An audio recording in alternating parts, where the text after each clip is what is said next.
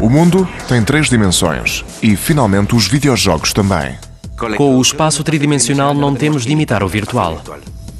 Toda a indústria ficou muito entusiasmada.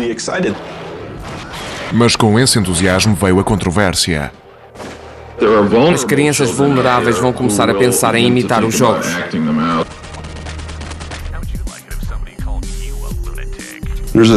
Esse é o ponto fraco e desagradável da indústria dos jogos, como a pornografia na indústria cinematográfica. Estão a fazer o que os criadores de cultura devem fazer. Irritam as pessoas, ultrapassam os limites, quebram a situação atual. E, de repente, o mundo mudou num único dia. O mercado dos jogos militares, em vez de sofrer após o 11 de setembro, começou a crescer. O importante não são os jogos, mas o recrutamento. É parte do mundo em que vivemos.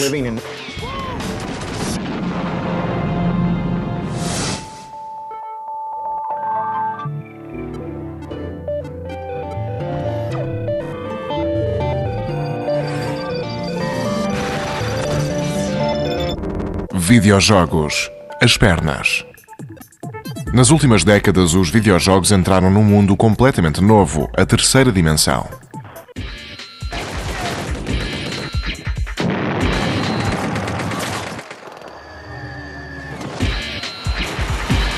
O poder dos jogos está na sua capacidade de levar as pessoas para um mundo diferente. A maior mudança foi a transição de 2 para 3 dimensões.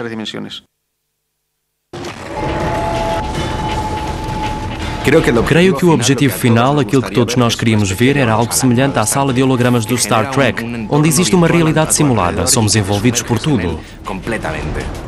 Mas antes de os jogadores se poderem envolver nesses mundos tridimensionais, tiveram de sobreviver aos anos 80. Temos de agir hoje para preservar o amanhã.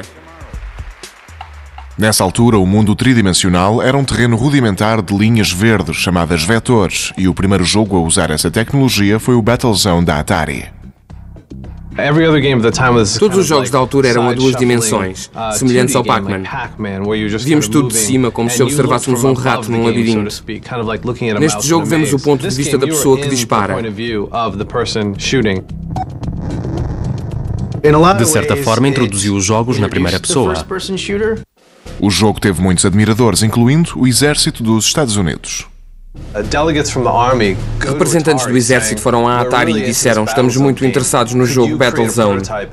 Podem criar um protótipo que sirva como forma de treino para um novo veículo. Seria o tanque Bradley, da infantaria do exército. Os militares consideraram o jogo importante. Perceberam o que eram os jogos e o Battlezone. Não eram meros brinquedos, eram modelos. São uma forma de entretenimento, podem ser alterados e usados para ensinar algo.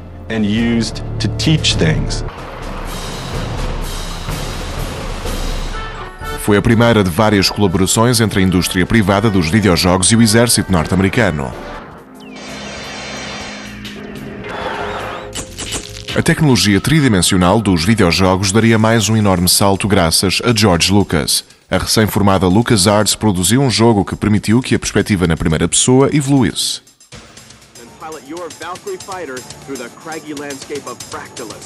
Rescue on Fractalus, como o nome indica, foi um dos primeiros jogos a gerar uma experiência tridimensional através de fractais.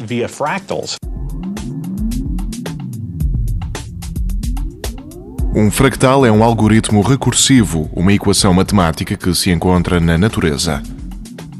Foi uma maneira de dar a formas simples a ilusão de profundidade.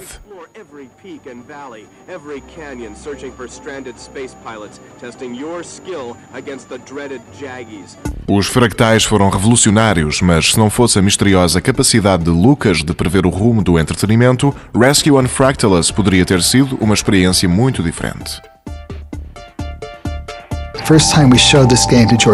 A primeira vez que mostramos o jogo a George Lucas, deixámo-lo jogar e ele disse que era um botão para disparar. Foi uma escolha de jogabilidade ou filosófica? Não foi pela jogabilidade, foi filosófico. Queria fazer um jogo que não fosse violento.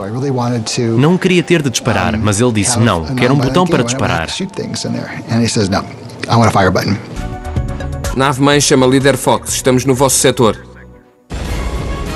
Nos anos que se seguiriam, os jogos na primeira pessoa, ou FPS, para além de incluir o botão para disparar, iriam também impulsionar os videojogos para mundos tridimensionais muito mais avançados.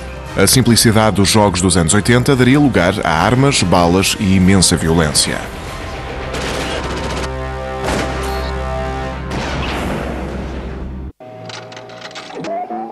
Embora os criadores de jogos não pudessem criar o que imaginavam através de gráficos, de fractais e vetores, os jogos a 3 dimensões dariam um salto gigantesco nos anos 90 e o PC seria o principal responsável. Naquela altura, os processadores tinham capacidade para gerar imagens suficientes no ecrã para que os jogos fossem interessantes. Já não estávamos limitados às 2 dimensões. Nos anos 90 tivemos novas ferramentas. Começámos a usar processadores especializados que pudessem fazer os cálculos em ponto flutuante, que pudessem calcular o comportamento da luz.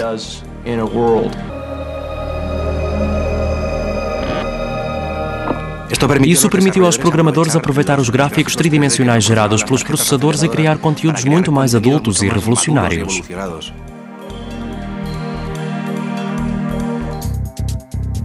Os novos processadores deram aos programadores capacidade para criar um espaço verdadeiramente tridimensional. Nenhum género aproveitou mais a nova tecnologia e de um modo mais explosivo do que os FPS.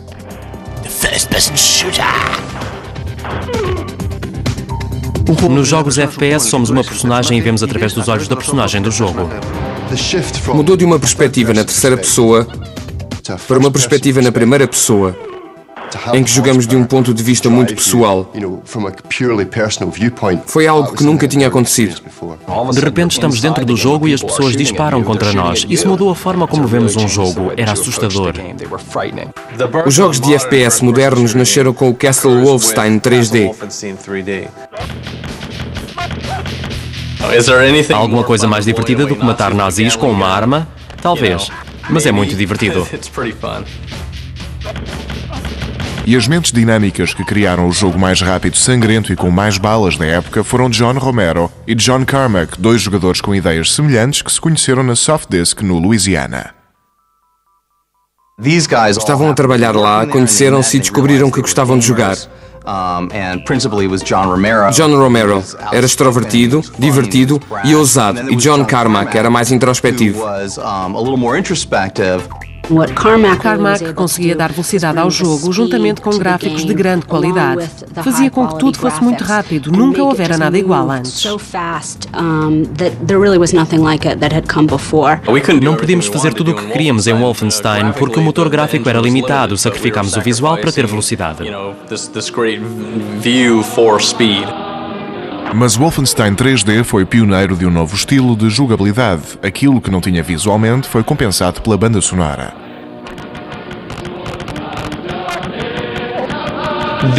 Isso gerou alguma controvérsia na altura na Alemanha. As representações do Terceiro Reich têm diferentes níveis de proibição na Alemanha. O jogo foi banido porque usámos uma música de Horst Wessel, que é uma espécie de hino nazi.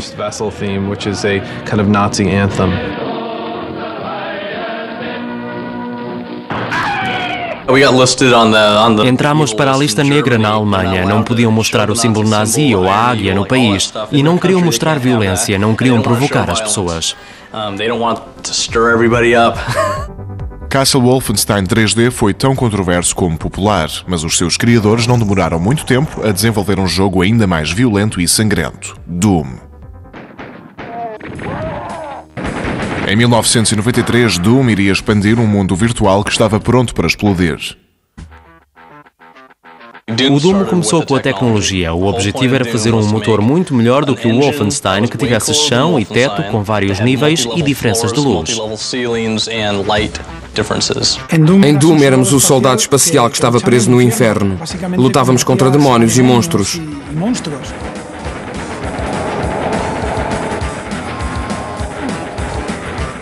O jogo oferecia aos jogadores não só uma resolução temporal maior do que em Wolfenstein 3D, mas também mais armas e modos melhores de matar os maus.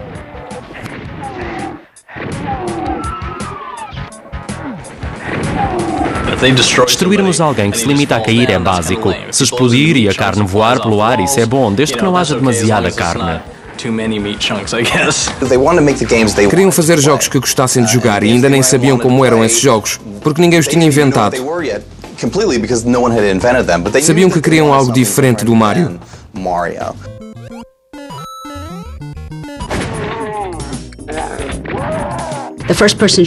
Há algo na violência e na maldade inacreditável dos FPS que é purificador para os miúdos.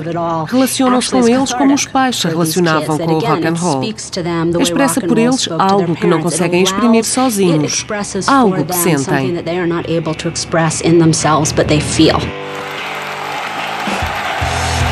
Os adolescentes dos anos 90 aceitaram este novo género negro de braços abertos. Gastavam quase tanto dinheiro em jogos como no cinema.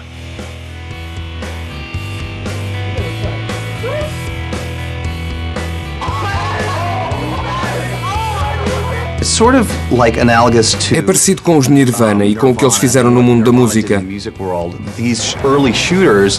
Os primeiros FPS e os jogos de computador do início dos anos 90 tinham esse tipo de energia e espírito. Ouviam punk rock, heavy metal. Era um som gutural que as pessoas nunca tinham ouvido. Houve uma divisão. As pessoas de um dos lados não compreendiam. Além disso, pensavam que era mau e que iria levar à morte de uma sociedade decente. Podemos pensar em Doom como o principal jogo da geração X. Pensem no próprio nome, maldição. Deve ser um dos conceitos mais cínicos de sempre. Vão morrer.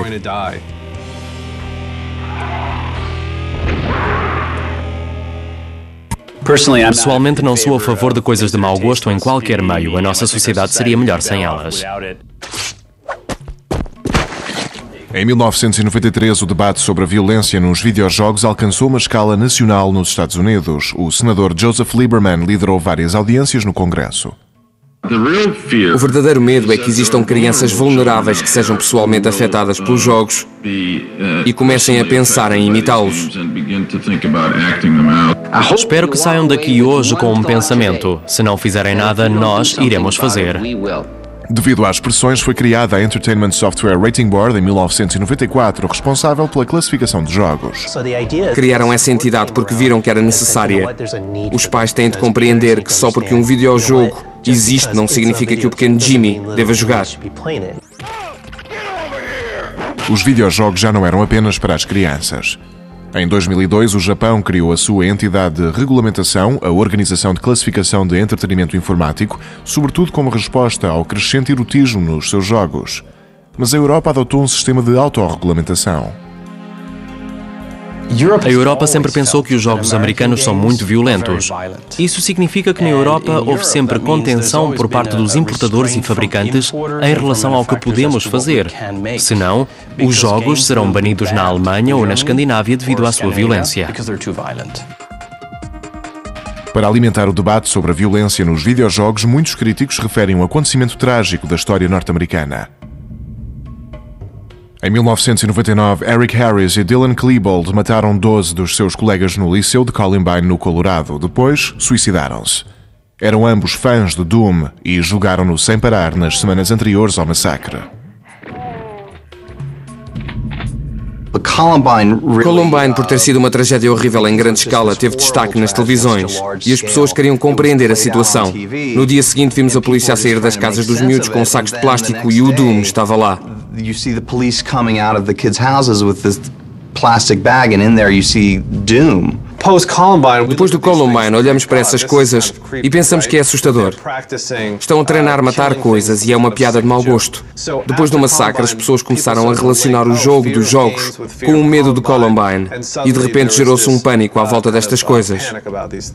Encontraram uma forma de anular os seus sentidos que não tinha nada a ver com os jogos. Os colegas metiam-se com eles e sentiam que não eram compreendidos. Todos os adolescentes passam por essa fase, mas eles tinham algo de diferente, como certas pessoas têm anomalias genéticas. Naquela altura podiam ter tirado vários jogos violentos das prateleiras, mas decidiram lançar as culpas ao Doom, provavelmente porque era o mais conhecido.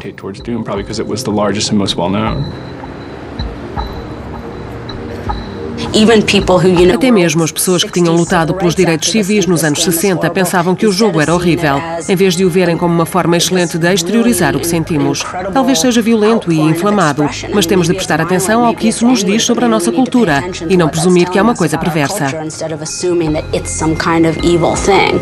Os pais veem os filhos no computador a matar coisas sem parar e não compreendem o que se passa na mente deles. Veem uma representação física e entram em pânico. Pensam que os filhos estão a treinar para matar. Também têm algum medo da tecnologia, não a compreendem, por isso têm medo. Basicamente, os videojogos são o novo rock and roll. É a nova coisa má para nós. No futuro haverá outra coisa que todos considerarão culpada de mais mortes. Doom não seria o último FPS a causar polémica. Nos anos seguintes surgiram jogos controversos um pouco por todo o mundo. No Reino Unido, a empresa escocesa Traffic Games explorou o assassínio de John F. Kennedy como uma derradeira conspiração internacional. Em 2004, a Traffic produziu um jogo chamado JFK Reloaded. No fundo, era uma simulação dos acontecimentos que rodearam a morte de John F. Kennedy. Nesse jogo, queríamos criar uma oportunidade única das pessoas viverem o assassínio, mas do ponto de vista de Lee Harvey Oswald. Os produtores estudaram religiosamente a Comissão Warren e demoraram 10 meses a criar o jogo antes de ser colocado na internet. Criamos um modelo de balística o mais parecido possível. Quisemos ter a velocidade correta da bala, do vento, do carro, e usámos todos esses fatores para criar uma simulação o mais parecida possível com os acontecimentos reais. O suposto objetivo do jogo era mostrar se a Comissão Warren era ou não uma representação correta do que aconteceu. Mas na verdade era um jogo onde se dava um tiro na cabeça do Kennedy.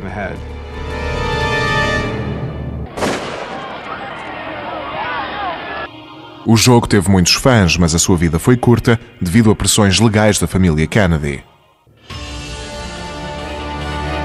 Nos Estados Unidos, Border Patrol coloca os jogadores na fronteira do México com os Estados Unidos e o objetivo é matar mexicanos que a tentem atravessar ilegalmente. KZ Manager permite aos jogadores gerir um campo de concentração da era nazi. E Super Columbine Massacre RPG permite aos jogadores tornarem-se os assassinos no tiroteio do Liceu de Columbine.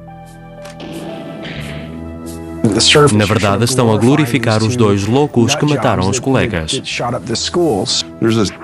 Esse é o ponto fraco e desagradável da indústria dos jogos, como a pornografia na indústria cinematográfica.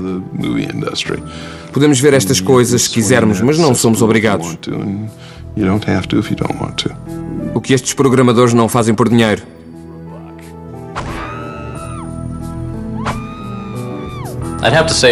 Devo dizer que o Postal 2 deve ser dos jogos mais chocantes que já joguei. É semelhante a um filme explícito, depende da nossa loucura. Se formos muito loucos, gostamos do jogo. Se não formos, não vamos gostar.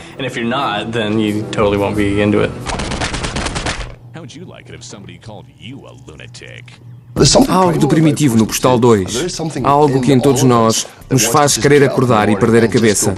Mas temos que ver que talvez os jogos nos ajudem a ultrapassar esses sentimentos. Acredito que os criadores de jogos devem ter total liberdade criativa para fazerem o que querem. Se quiserem fazer um jogo sobre violação ou aborto, estão à vontade, vão vender pouco. Mas apesar de todos os jogos controversos e obscenos que apareciam à margem do mercado, os FPS eram mais populares do que nunca. Creio que os videojogos ajudaram a vender muitos computadores. Desde então, muitas empresas dedicam-se ao fabrico de computadores pessoais e portáteis direcionados aos jogadores. Tem havido uma relação cooperativa entre a programação de jogos e a tecnologia que fez avançar as duas ciências até ao seu estado atual. Os jogos na primeira pessoa colocam o jogador no mundo virtual para simular a realidade. Mas a história dos simuladores começa antes da existência do computador. Em 1929, Edwin Link, um trabalhador numa fábrica de órgãos e pianos, construiu uma máquina que parecia uma aeronave em miniatura e podia imitar as descidas de aviões verdadeiros. Chamou-lhe Treinador Link. As primeiras aulas serão uma máquina interior chamada Treinador Link, que nunca sai do chão. Vai receber instruções através dos auscultadores enquanto aprende a trabalhar com os comandos. No início foi considerado um brinquedo, mas à medida que o mundo se encheu de armas para a Segunda Guerra Mundial, no final da década, choveram pedidos de simuladores Link vindos de todo o mundo. As Forças Armadas de todo o mundo impulsionaram a tecnologia dos simuladores, muitas vezes por necessidade. É muito mais barato treinar um piloto num simulador do que num avião verdadeiro. Na Segunda Guerra Mundial, tiveram de treinar muitos pilotos depressa, por isso a tecnologia de simulação de voo avançou muito nessa época. Estes primeiros simuladores eram sobretudo mecânicos, e embora Edward Link tenha preparado o terreno para o que se tornaria uma indústria multimilionária, foi a série Flight Simulator da Microsoft, que começou em 1980, que levou a simulação de voo em 3 dimensões ao computador pessoal. A Microsoft Game Studios evoluiu muito com o Flight Simulator, que usava o poder dos computadores para poder criar uma experiência de voo. Quando o vemos hoje, sorrimos devido aos gráficos, mas naquela época era uma tecnologia de ponta.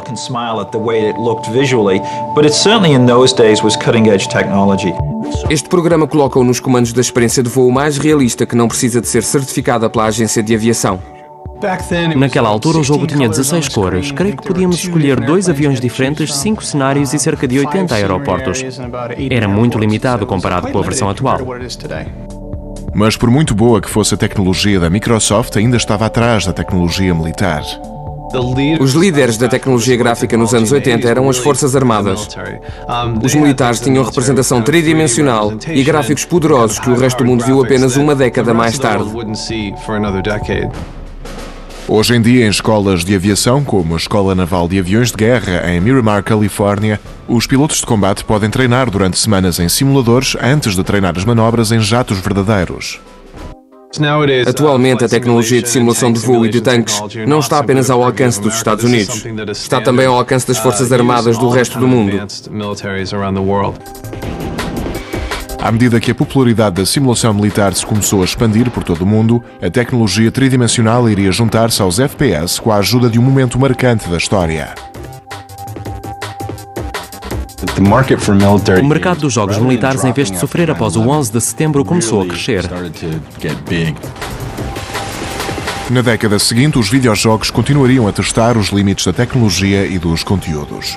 Os jogadores dos anos 90 seriam seduzidos a fazer parte da sociedade e militares de todo o mundo atrairiam uma nova geração de jogadores para uma versão simulada da guerra.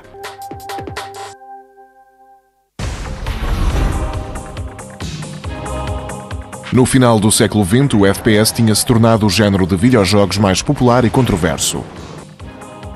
Ironicamente, apesar de todos os debates, eram os militares que mais precisavam dele. No outono de 1999, o exército norte-americano não estava a atingir os objetivos do recrutamento, e por uma grande margem. O subsecretário do Armamento teve a ideia de utilizar os videojogos para recrutar jovens. O governo norte-americano patrocinou uma iniciativa de FPS e atribuiu ao projeto 5 milhões de euros para contactar com jovens americanos. No entanto, mesmo após as Forças Armadas terem procurado ajuda nos videojogos, surgiu um problema muito mais perturbador.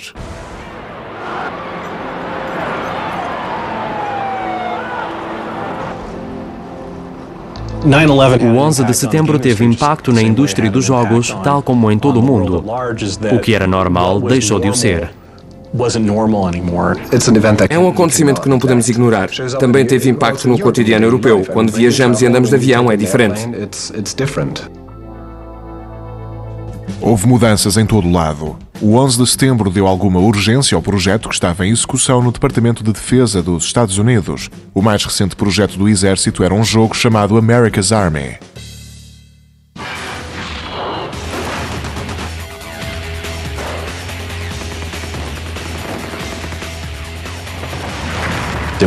Queriam fazer um jogo excelente que desse uma ideia de como era fazer parte do Exército.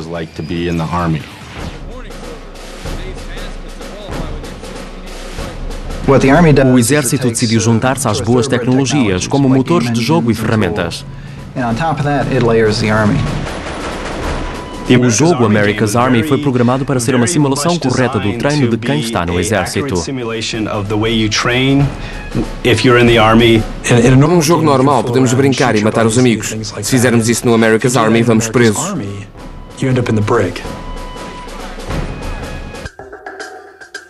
Embora o Exército tenha pensado subcontratar a produção do jogo, decidiu fazê-lo internamente.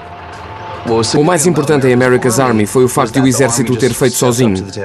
Pensaram usá-lo para recrutar jovens porque há uma nova geração de miúdos que cresceram com os videojogos. É uma forma de os alcançar.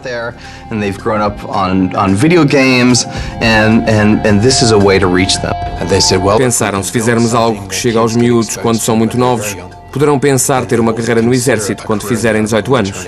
É esse o objetivo do jogo America's Army. Quando o jogo ficou pronto, 3 anos depois, o exército enfrentou a difícil tarefa de o tentar vender a uma subcultura tradicionalmente cínica. Falámos com uma empresa de Los Angeles, a Ignited Minds, e pedimos-lhe ajuda para o marketing de America's Army para nos relacionarmos com a cultura popular. America's Army participou depois na E3, uma popular convenção de videojogos que se realiza todos os anos em Los Angeles. Em maio de 2002, America's Army foi finalmente apresentado ao público. Foi uma grande surpresa, aparecemos na primeira página do LA Times e no Game Show Daily. Diria que na primeira semana o nosso sítio na internet atingiu os limites por causa de miúdos interessados em ter o jogo. America's Army foi bem aceito pelos jogadores devido aos pormenores. O facto de os miúdos o poderem descarregar e jogar em rede ou na internet de graça tornou-o ainda mais atraente. Quando perceberam que era um sucesso, aumentaram a qualidade e continuaram a investir. Agora vamos à GDC ou à E3 e a presença militar é enorme. O importante não são os jogos, mas o recrutamento. Alguns críticos pensaram que America's Army exagerou ao recrutar jovens adultos através de um brinquedo. Afinal, o mesmo governo que atacou a indústria dos videojogos na década anterior atraía agora os jovens com um jogo na primeira pessoa. É muito curioso que o America's Army não seja muito criticado depois dos julgamentos de Lieberman e de tudo o que aconteceu na comunicação social desde o Doom e Columbine. Diziam que era só violência e tiros, mas depois o exército encomenda um jogo para mostrar às pessoas como é a vida militar, para tentar arranjar novos recrutas. Os jogos violentos ou para adultos não deviam ser vendidos a menores, não há dúvida. Mas ao mesmo tempo existe o America's Army, um jogo online grátis que treina as pessoas a tornarem-se soldados na guerra do Iraque. É uma espécie de lavagem cerebral de graça fornecida pelo governo americano. Quando fazemos coisas como o America's Army, não operamos isolados, mas no mundo em que vivemos. Não queremos dizer se a guerra é boa ou má, essas são questões de política nacional. Queremos mostrar como é ser soldado do exército. Soldados são soldados, vão para a guerra, são mortos e matam outras pessoas. Não vale a pena estar com rodeios, vamos prepará-los. Talvez um exemplo ainda melhor do que foi descrito como publi-jogo ou melee entretenimento seja Full Spectrum Warrior, da Pandemic Studios.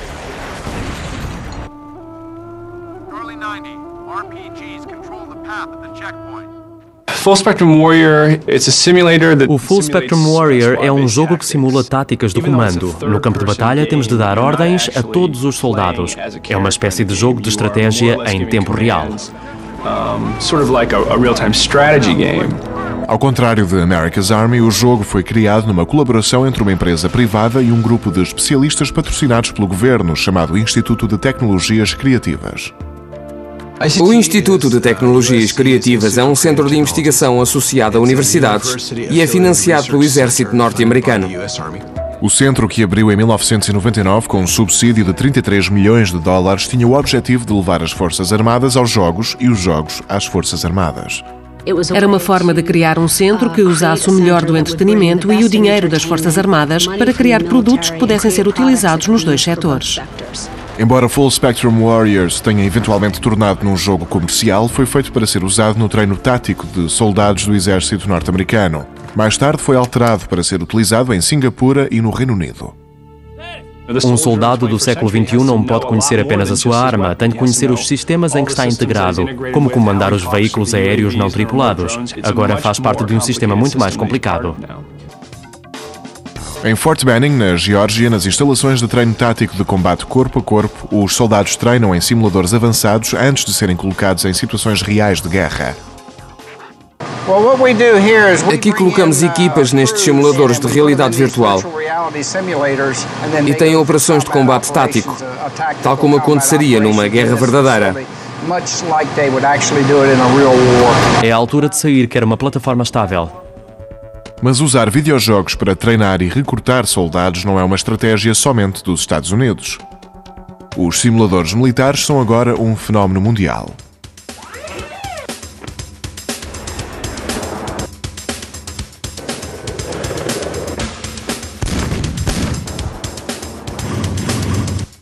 Em relação ao dos Estados Unidos, os orçamentos militares da maioria dos países são consideravelmente menores. Não têm recursos para treino no terreno como os americanos. O treino é quase todo virtual. Se um país tem dinheiro para um avião de 7 ou 14 milhões de euros, tem dinheiro para um simulador de voo de 2.000 euros. Os treinos de guerra virtuais são utilizados na Europa, Austrália e Sudoeste Asiático. Empresas como a ITSA, a Aliança Internacional de Treino e Simulação, trabalham para reunir vários grupos para simular maiores conflitos por todo o mundo. Por exemplo, o exército norte-americano fez várias simulações de guerra com Formosa. E outros países, como Singapura e a Indonésia, também participam em exercícios de guerra. Alcance. 675 voltar. Disparar. Atualmente, quando tentamos preparar os nossos jovens para guerras cada vez mais virtuais, não é uma coincidência que eles acabem por usar videojogos. No futuro, as guerras serão assim. No futuro, as armas e sistemas de guerra vão parecer jogos. Vão ter joysticks e serão eletrónicos. Na verdade, as Forças Armadas já são um pouco assim.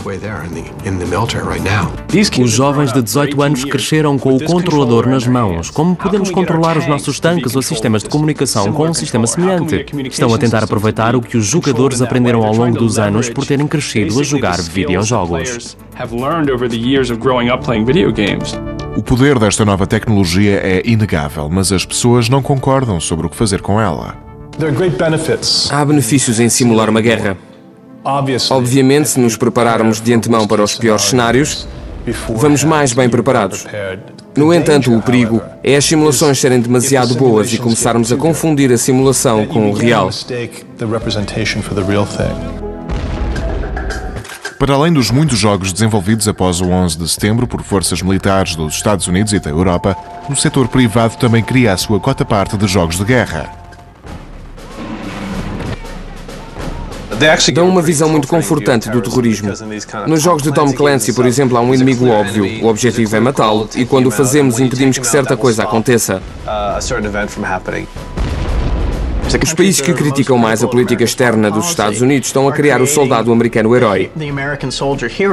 São as empresas americanas que criam o soldado americano revolucionário. Não sabemos se é um herói ou um anti-herói, se é bom ou mau. Não sabemos por que luta.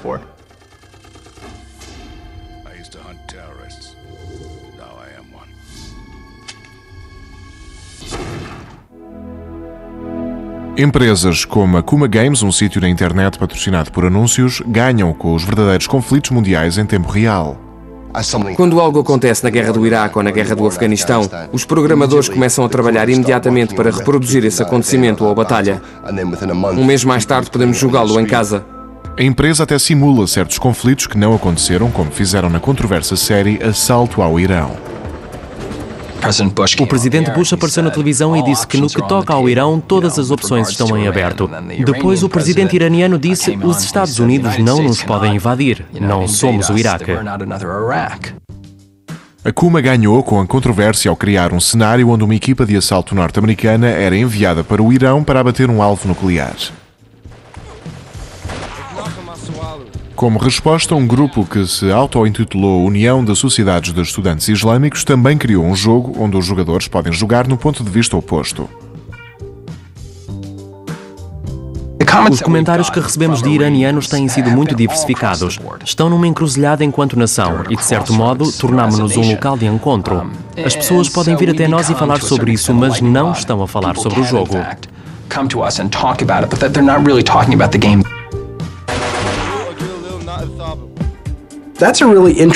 É uma experiência interativa muito interessante, presumindo que essas experiências são programadas de um modo fiel, de um modo que tenta genuinamente promover o conhecimento e a aprendizagem, em vez de ser apenas algo explorador. Tal como acontece com muitos dos jogos militares privados de hoje, a Kuma pede ajuda a atuais e antigos conselheiros militares. Tem havido uma relação acidental entre os jogos de estratégia e guerra e os jogos de entretenimento. Um desenvolvimento num dos lados, por acidente, ou como efeito secundário, afetava o outro lado. O que acontece atualmente, e começou há uma década, é que o que for uma relação acidental ou um efeito secundário entre esses dois mundos é agora uma colaboração planeada.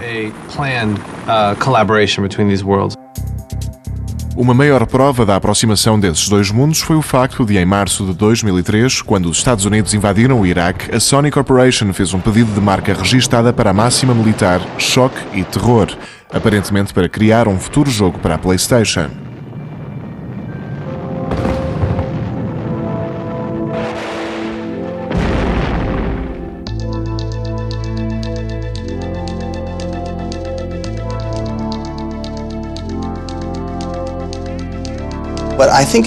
Creio que é insensível explorar a guerra nos videojogos, e creio que o Choque e Terror foi um exemplo disso. Creio que as pessoas viram qual era o objetivo, os jogadores e as pessoas que cresceram com os jogos. Esta geração conhecedora da comunicação consegue distinguir as duas coisas. A tecnologia tridimensional e os FPS tornaram-se sinónimos do treino e recrutamento militar. Mas o mundo ocidental não é o único a adaptar-se às novas aplicações. Após o 11 de setembro, revelaram que certos terroristas tinham treinado os ataques ao jogar no Flight Simulator da Microsoft. Surge a ideia de que se os jogos são o sistema de treino dos nossos militares e ficam disponíveis para todos, o que acontece agora é que esse conhecimento foi democratizado. Em 2002, uma empresa síria, a Afkar Media, criou um jogo chamado Under Siege, que reconstruía a primeira intifada, mas de um ponto de vista palestiniano. O argumento deles é que muitos jovens árabes adoram jogar, mas detestam ter de jogar jogos americanos, onde os árabes são os inimigos. Algumas pessoas pensam que estes jogos podem contribuir para um mundo cada vez mais hostil. Creio que quando observamos a estrutura do mundo em que vivemos, sobretudo o mundo onde os videojogos têm algum impacto, parece que os jogos despersonalizam a guerra, desumanizam-na. Quando vemos a CNN, vemos imagens de destruição. Também podemos ver em videojogos.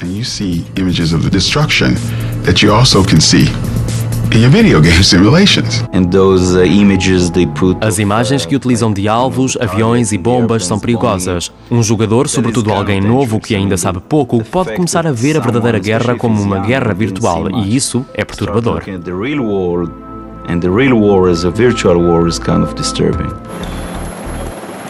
Por muitas razões, a guerra tornou-se uma espécie de videojogo, mas a guerra jamais será assim.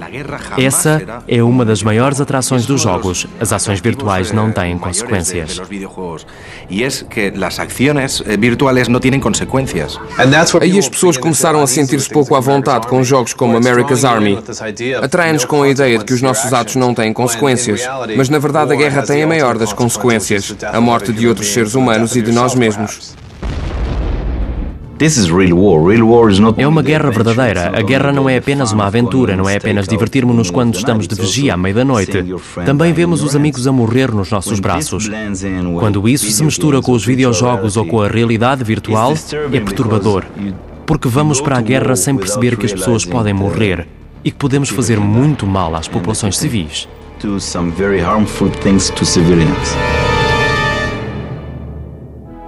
Quando vejo tantos jogos militares com uma temática militar ou jogos que ensinam coisas que ajudariam os militares, tenho de pensar se estamos a tornar-nos uma cultura mais militarizada.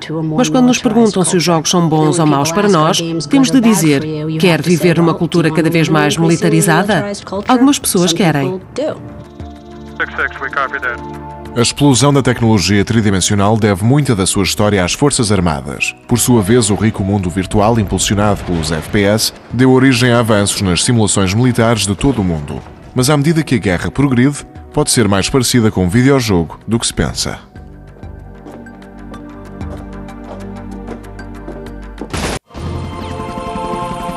À medida que a tecnologia tridimensional evoluía, os mundos contagiantes dos jogos passaram o plano virtual e passaram para aplicações militares do mundo real.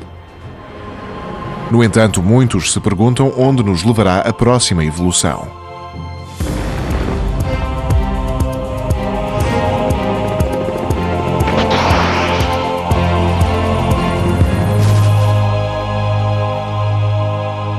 Há uma espécie de intensificação ideológica que acompanha a tecnologia dos jogos e que nos faz pensar se não haverá uma forma melhor de usar isto. Ao contrário da tendência atual, a Suécia tenta aliviar as tensões com o jogo Foreign Ground. Pago pelo Departamento de Defesa sueco, é um jogo de manutenção de paz internacional que ensina aos soldados técnicas como a negociação, em vez de depender apenas de técnicas de combate. Perguntam-me por que é que os jogos têm tantas armas e tanta violência. Uma arma é uma forma muito visceral de interatividade, de agir instantaneamente. O Foreign Ground é mais um simulador de treino do que um videojogo. Os americanos também começam a encontrar potencial nos jogos para além das óbvias aplicações militares. Os mesmos grupos que aprenderam muito sobre a tecnologia dos jogos para criar o America's Army investigam agora uma forma de usar os jogos e os mundos virtuais para tratamento do stress pós-traumático e várias coisas muito importantes. O Dr. Albert Skip Rizzo, o diretor do Laboratório de Ambiente Virtual na USC, em Los Angeles, ajuda a abrir caminho neste campo relativamente novo. O stress pós-traumático é uma resposta a uma situação traumática extrema. Acontece quando alguém fica traumatizado para além da normal experiência humana. O Dr. Rizzo usa sessões de exposição a realidades virtuais que incorporam a tecnologia tridimensional para ajudar os veteranos militares a recuperar do stress pós-traumático. Ao longo de 10 ou 12 sessões de tratamento, pedimos gradualmente à pessoa que volte a colocar-se naquela situação, na sua imaginação ou na realidade virtual. E a pessoa acaba por se habituar. Numa sessão normal, o paciente usa um aparelho na cabeça. Basicamente, fica com monitores diretamente à frente dos olhos. E quando viram a cabeça, a cena também vira. Os terapeutas ficam ao lado dos pacientes que usam um aparelho que os imerge em cenários tridimensionais que os traumatizaram. Só o terapeuta pode controlar a intensidade. Começamos do nível mais baixo da exposição e avançamos gradualmente ao ritmo da pessoa. Só depois do paciente se ter ajustado ao ambiente mais básico é que adicionamos o som de uma bomba, por exemplo. A terapia de exposição através do uso de videojogos tridimensionais tem aplicações para além do stress pós-traumático. Desde o seu início em 1997, quando foi criada para curar veteranos da Guerra do Vietnã, a terapia de exposição da realidade virtual é agora utilizada para vários fins. Usaram-na para lidar com a situação do World Trade Center para acidentes de viação e para outras situações de combate na Europa. Os psicólogos não são os únicos a tentar tornar o mundo um lugar melhor. Games for a Change, um grupo de artistas que tenta resolver problemas complexos através dos videojogos, também utiliza a tecnologia de formas inovadoras. No fundo, significa que os jogos podem ser usados não apenas para entreter. Asi Borak, um antigo membro dos serviços secretos israelitas, e o seu sócio, Eric Brown, criaram um inovador jogo inspirado na filosofia da Games for Change. O Peacemaker é um simulador de estratégia sobre o conflito israelo-palestiniano. O importante é o facto de podermos jogar como palestiniano ou como israelita. É um jogo de simulação. Fizemos algo muito restrito. Pode fazer o que um líder faz e pode jogar pelos dois lados. Numa era após o 11 de setembro, a política mundial entra numa nova fase e a política dos videojogos também muda. Vivemos num mundo que parece ser cada vez mais perigoso. As pessoas vivem muito isoladas do mundo exterior. Felizmente, as tecnologias ajudam a romper essas barreiras e fazem com que comuniquem com pessoas de qualquer parte do mundo. À medida que a tecnologia aproxima mais o mundo, os videojogos irão tornar-se mais essenciais para descobrirmos uma forma de coexistir. A dúvida final é se a tecnologia dos videojogos nos irá destruir ou salvar-nos de nós mesmos. Posso usar esta caneta para escrever uma coisa que vai salvar milhões de vidas. Posso usar esta caneta para escrever uma coisa que vai matar milhões de pessoas. A caneta tem o poder. Não tem nada a ver com a caneta, nem com o jogo de computador. Todas essas coisas são ferramentas dos nossos cérebros humanos. Dependemos de nós. Não podemos, por mais que queiramos, passar qualquer responsabilidade das nossas decisões para os nossos artefactos e dizer que eles tomaram essas decisões. Pim Pam Pum, produção e gravação áudio.